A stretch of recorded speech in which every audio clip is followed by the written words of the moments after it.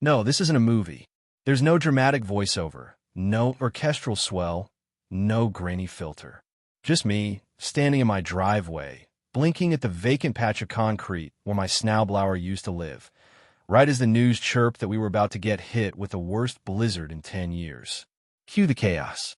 Across the icy street, Karen, yes, that Karen, was dragging my snowblower through the slush like she was on an episode of Survivor, Suburbia Edition.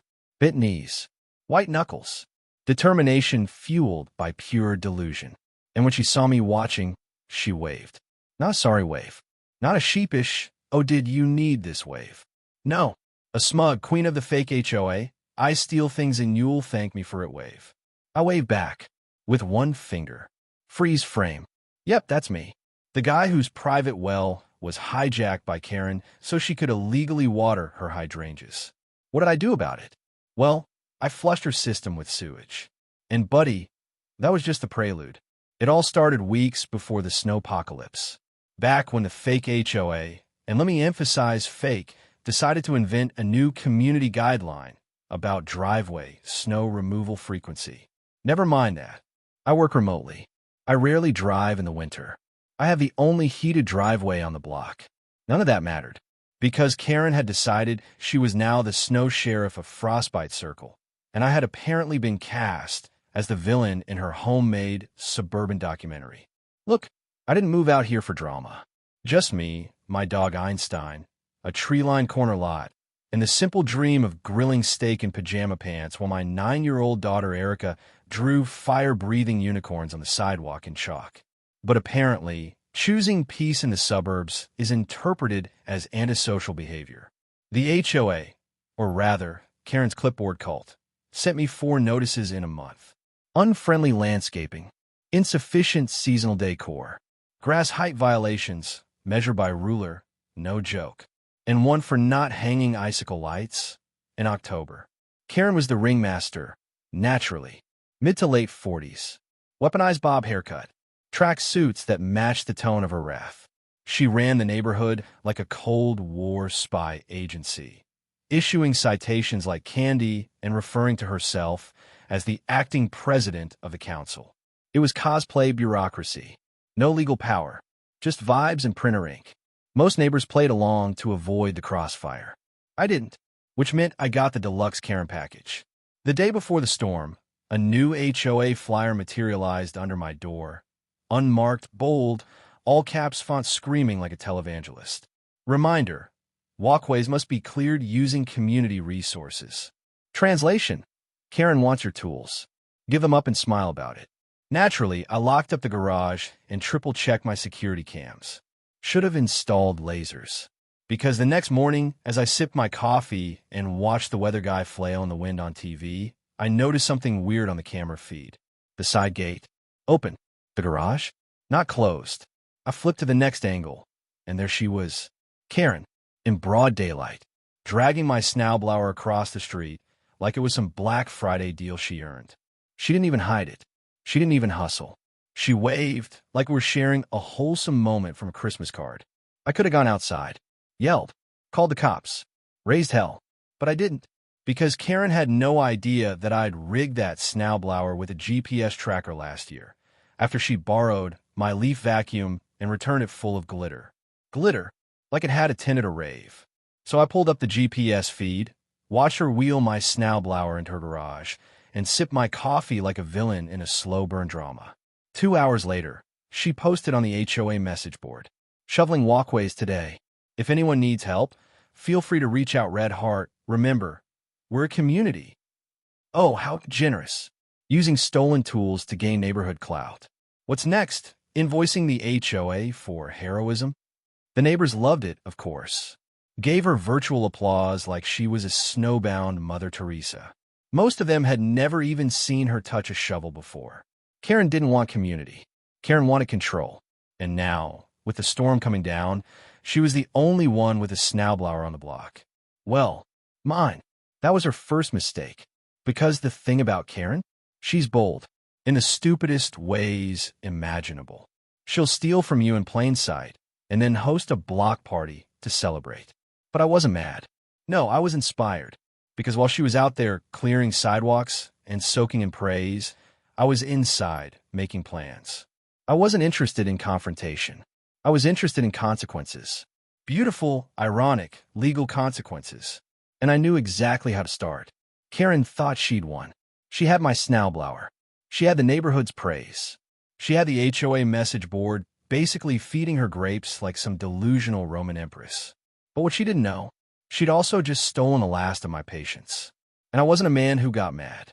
I was a man who built things. And what I was about to build wasn't a snow fort. It was a legend. Let me be clear. I didn't rush into revenge. I gave her an opportunity, because that's just good manners. The next morning, I taped a neat little note to the side of her brand new, illegal irrigation spigot. Not aggressive. Not rude. Just direct. Interesting plumbing choice. Just know that wells don't run on kindness. No signature. No hint. Let her guess. Let her wonder how much I knew. Let her sweat. She didn't take the hint. No pipe removal. No apology. Nothing. Instead, her sprinklers ran longer. Like she was flipping me off with water pressure. Classic Karen. So I got to work. Enter. Operation Sandbox Karen. I measured out a 10 by 10 square at the edge of my driveway, right over the exact spot she liked to park illegally. Then I ordered 4 tons of soft, clean, legally delivered play sand. The truck arrived at dawn, loud as a freight train full of spite. The driver blinked at my sketch, drawn on a pizza box, and asked if I was building a beach. Nah, I said, sipping coffee in my robe. I'm building a trap. He laughed so hard he almost backed into my mailbox. Then he dumped every last golden grain right on the line of my property, which, by the way, I had a permit for under recreational landscaping. Fun how vague those terms can be. By noon, the sandbox was live. Karen didn't notice right away. She was jogging in place outside her house again. Makeup perfect, outfit coordinated, water bottle unopened since the Bush administration. But when she didn't notice, phew, she came stomping over, phone out, snapping pictures like she was auditioning for CSI. HOA edition. This is unauthorized land alteration, she barked. I offered her a juice box. It's a sandbox, I said. For my daughter. You know, since her driveway, chalk keeps getting murdered by passing minivans. Her eye twitched. She threatened to call the HOA. I reminded her, again, I wasn't in the HOA. She threatened to call the city. I held up the permits like I was posing for the cover of Petty and Legal Monthly. She stormed off. Her car? Still parked in my trap. By evening, one wheel was buried. By morning, she was stuck. She tried to back out. Tires spun. Sand flew. Nothing. It was like watching a hippo try to ice skate. I sat on the porch with a lawn chair and a drink. Erica brought popcorn. It was cinema. Karen stormed over, mascara sweating, huffing like she just lost a triathlon. You gonna help or what? I handed her a plastic shovel from Erica's toy bin. Good luck, I said. Don't forget to hydrate. That was the moment the neighborhood noticed. Bob from 3 houses down leaned on his fence with a beer. Susan showed up with her dogs. The Gwynn twins rolled by on bikes and parked for the show. Karen? She was the star of her own reality show meltdown. Title: Karen gets stuck, and it's absolutely her fault. But the best was yet to come. Because humiliation? That was just foreplay. The real move? That came the next morning. After I turned on my private well and noticed the pressure had dropped again, I popped the hatch. And there it was. A new pipe, running straight to Karen's lawn. She had tapped into my water system. Illegally. Bold move for someone currently stuck in a sandbox of her own hubris. I didn't yell. I didn't knock. I didn't even cut her line. I rerouted it. Through the purge valve. The backup one. The one reserved for maintenance flushing. Translation? I pumped every gallon of that stolen water back in her yard, mixed with enough backflow and sediment to ruin a small farm. Her hydrangeas? Floating in filth. Her lawn? A swamp. Her soul? Probably halfway to hell. She ran out in pajama pants and rubber gloves, screaming, spraying a hose like it was holy water. And then she slipped. Face first. Right into the muck. The only thing that broke her fall was one of those creepy concrete gnomes she loves. Beautiful.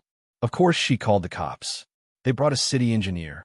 He inspected the setup, the tap, the logs. Then he turned to her, still dripping in gnome goo, and said, "You're lucky he didn't sue you." She didn't reply, just stood there, mud-streaked and silent, while the neighborhood watched from their porches, beer in hand, popcorn in lap, united for the first time under one glorious banner. Screw Karen. You'd think that falling face first into her own illegal swamp would have humbled her. You'd think that having a city engineer read her the riot act in front of half the neighborhood would have made her rethink her strategy. You'd think. But this is Karen we're talking about. And Karen doesn't retreat. She regroups, in the most deranged, clipboard-waving way possible. The next morning, a new official HOA notice was taped to my front door. Let me describe it. Printed in Comic Sans. Fake logos at the top. A signature line that read, "I kid you not, President, acting supreme authority." It accused me of environmental sabotage, community disruption, and excessive sand display. I stood on my porch, holding that piece of nonsense like it was a ransom note written by someone who failed 8th grade civics. She'd even used packing tape to stick it on. The kind you'd use to seal a moving box or a body bag. So I did the only reasonable thing. I walked across the street and stuck it right back on her mailbox with a sticky note that said, "Return to sender. Address outside reality." Later that day, she called in the cavalry. And by cavalry, I mean 3 HOA officials who looked like they had just come from a budget seminar about printer ink. Polos tucked into khakis, clipboards in hand. One guy even had a Bluetooth headset, which, and I say this respectfully, is always a red flag. They marched onto my lawn like they were there to conduct a tactical sweep. Bluetooth guy stepped forward. "Sir," he said, "we've had complaints about obstruction of shared community access." I raised an eyebrow. "You mean my driveway? It borders HOA-adjacent property lines," he replied, like that sentence meant anything. "And you've filled it with sand." I nodded slowly. "That's correct. Recreational landscaping." He blinked. "She can't get her car out." I smiled. "Then maybe she should stop parking where she's not welcome." Karen, of course, came storming out of her house mid-sentence, fresh from applying an entirely new layer of foundation and fury. "You think this is funny?" she yelled, wobbling in sandals not meant for combat. "This is an outrage. You can't just dig up the neighborhood." I shrugged. "You seem fine digging into my water system."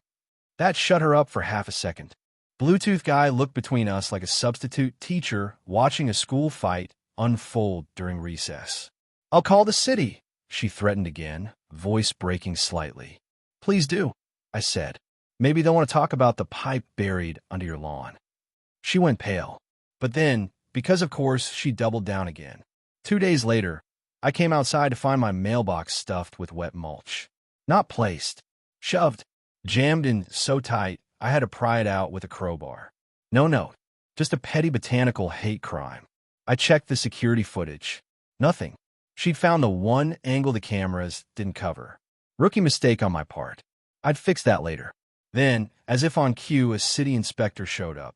This time, someone had reported me for unauthorized use of heavy machinery without permits. It was so dumb I almost felt bad.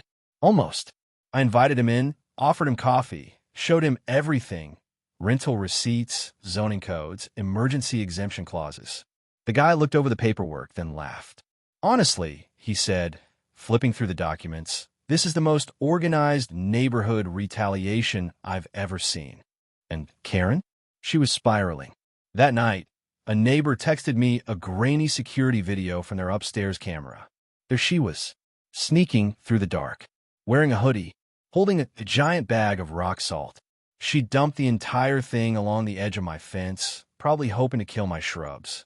Too bad for her. I'd already salted that patch earlier in the week.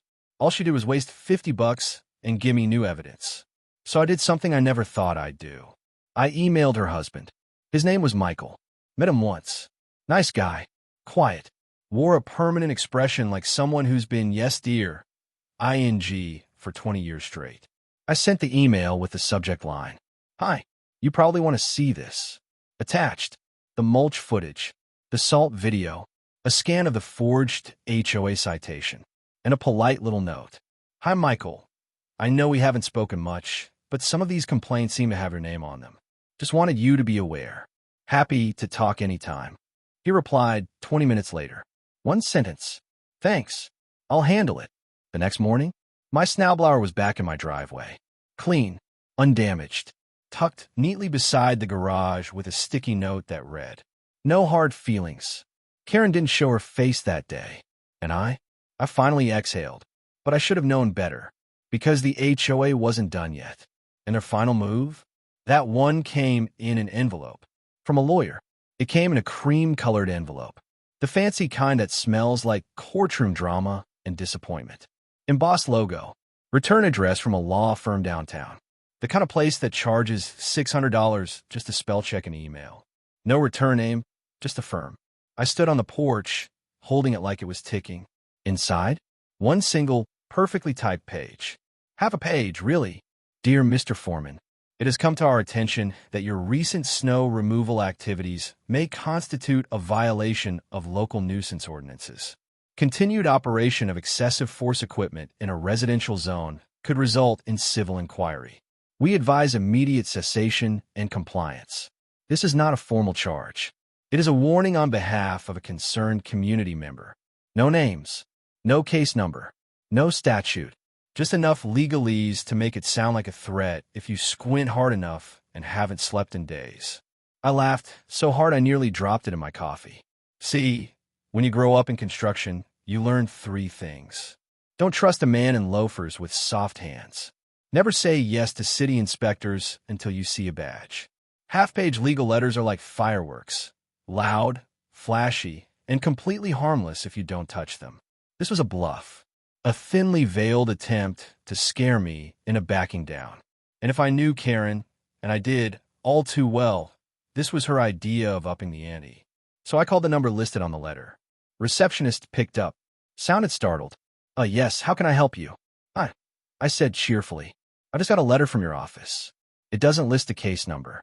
Just a vague warning from a mysterious, concerned citizen. Could you let me know who your client is? Silence. Then a shuffle. Then, I'm sorry, that's confidential. I smiled. Of course it was. Well, I said, when they decide to drop the mask and actually file something, tell them I'll be waiting. And I charge $600 an hour for my time, too. Click. That confirmed it. Karen wasn't just panicking. She was grasping. She tried. Water theft. Mailbox mulch bombs. Forged HOA citations. Rock salt sabotage. And now, ghost lawyering. She was spiraling like a discount Bond villain. So I did nothing. Absolutely nothing. No counters. No escalation. No more sand. Because when someone's that far gone, the best revenge is a mirror in a crowd. Instead, I started planning something bigger. Something official. I began quietly asking around about the HOA board elections. Turns out, nobody had run against Karen in years. Too much hassle. Too many tantrums. And honestly, everyone assumed she was unbeatable, like HOA Voldemort with a binder instead of a wand. But now, things were changing. Neighbors who once waved awkwardly were stopping me for driveway chats. People thanked me for standing up to the madness. Bob from 3 doors down offered to build me a campaign sign out of reclaimed cedar. So I leaned in. Cookies. Cocoa. Free help shoveling sidewalks. I called it Operation Chill Vibes. And when the time came, I announced my candidacy on the neighborhood app with a post that read, Asterisk. Hey everyone, I know this winter's been eventful. If you're tired of fake citations, surprise mulch, and drama in your mailbox, I'm throwing my hat in the ring for HOA board rep. No more nonsense. Just clean driveways, fair rules, and maybe the occasional block party. Let it snow, just not in your garage. Asterisk. 27 likes an hour. Karen replied 4 minutes later. 5 paragraphs. One blurry photo of my snow cannon. A link to a Google Doc labeled his threats. It ended with the phrase, democracy can be weaponized too. I printed it out. Framed it. Election night in Frostbite Circle. You'd think we were choosing the next president of Earth the way people were acting. The Rec Center, a beige cinderblock bunker that usually hosted Pilates and half-hearted bake sales, was packed. Standing room only. Someone brought cookies. Someone else brought cider. Someone, probably Bob, brought a whiteboard with tally marks labeled chaos and calm. Karen arrived first. Of course she did. Power walking in like a suburban Caesar, clutching a binder the size of a toddler and wearing a blazer that screamed, "I'm not mad. I'm just in charge." She took a seat front and center, set up a projector, and began arranging note cards. Yes, note cards, like she was preparing for closing arguments at The Hague. I walked in. Flannel shirt, jeans, Erica's hand in one of mine. The other held a box of campaign cookies wrapped in tinfoil with a sticky note, bribes, but legal. The applause was immediate, not loud, but long. That slow-building wave of support that says, "We've all been waiting for this moment." Karen's eye twitched. She stood, clapped, twice like she was swatting a fly, and sat back down. John, the reluctant HOA president, opened the meeting with a sigh that could have been felt on a seismograph. "We're here to vote on board positions," he droned. "We have 2 candidates." He gestured to Karen. She stood, took a deep breath, and launched into PowerPoint hell. Slide 1, Frostbite Circle, a community under siege. Slide 2, a blurry photo of my snow cannon with the caption, "Weaponized weather." Slide 3, a pie chart where 100% of the slice was labeled harassment incidents, attributed to 1 resident. Slide 4, a list of grievances including noise pollution, snow cannon at dawn, unauthorized sand landscaping, water intimidation, flagrant disrespect for HOA bylaws, real or implied. She read each item with the same intensity one might reserve for reading the charges at a criminal trial. Meanwhile, the room was silent, not in a supportive silence kind of way. More like a "is she okay" kind of silence. Even Susan's dog sneezed loudly at one point, breaking the tension. Then it was my turn. I stood, smiled, and said exactly this. "Hi, I'm the guy with the sand and the snow cannon, but I'm also the guy who helped 3 neighbors dig out their walkways last month. I'm the one who brought cocoa to half this room. I've never handed out a single citation, forged or otherwise. And I promise, if elected, I will never refer to myself as acting supreme authority." Laughter. Actual, unforced, honest-to-God neighborhood laughter. I clicked to one slide, a photo of Erica building a snow penguin. Caption, "Let's just be neighbors again." Applause. Even John clapped this time. Karen looked like she was chewing glass. Voting took 15 minutes. Paper ballots, because Karen insisted on transparency. Erica helped pass out the pens. I didn't even campaign. I just stood by the coffee table, letting people approach if they wanted to. When the last vote was counted, John cleared his throat. "Well, it's unanimous." He looked at Karen. "You didn't even vote for yourself." Karen stood so fast her chair flipped over and skidded into the cookie table. Binder clutched her chest like a wounded soldier. "This is rigged," she snapped. "This entire room is compromised." And then, "I swear this is true," she stormed out. Didn't even take a cookie. 3 days later, a for sale sign appeared in her front yard. Neutral white. No fanfare. No goodbye. Just a quiet surrender. 2 days after that, a moving truck pulled in at dawn. She left in the passenger seat of a beige SUV. Didn't wave. Didn't look back. But I did leave something on her porch that morning. A small cooler full of perfectly square ice cubes. Labeled by hand. "In case you missed the snowblower. Your favorite neighbor. Peace returned to the cul-de-sac like a long-lost dog. Sidewalks stay drama-free. No more fake citations. No more mulch surprises. Just snow, kids, cocoa, and one guy with a snow cannon still gassed up in the garage. Just in case." Winter thawed. Lawns returned to green. The sandbox became a flower bed. Neighbors waved a little longer than they used to. And the only thing getting dumped on driveways now was fresh mulch where it belonged. Einstein, my trusty furball sidekick, took up a post on the porch like a retired general watching over a peaceful kingdom. Every so often, someone would knock, not to complain, but to borrow a tool, return a dish, or ask if I was serious about that block party idea. And I was. Because despite all the chaos, the Cold Wars, the snow-based showdowns, something good came from it. This wasn't just about beating Karen. It was about reclaiming peace. And maybe, just maybe, making room for something better. Like community. Real community. The kind that doesn't come from clipboards or bylaws, but from standing together when someone tries to divide you. From snowball fights and sidewalk chalk. From a little kid's phoenix rising again. And yeah, from knowing that if the next storm rolls through with another Karen in its wake, the cannon's ready, and so am I. Thank you for watching this story until the end. Don't forget to give it a thumbs up, share, and subscribe for more HOA Untold Realities.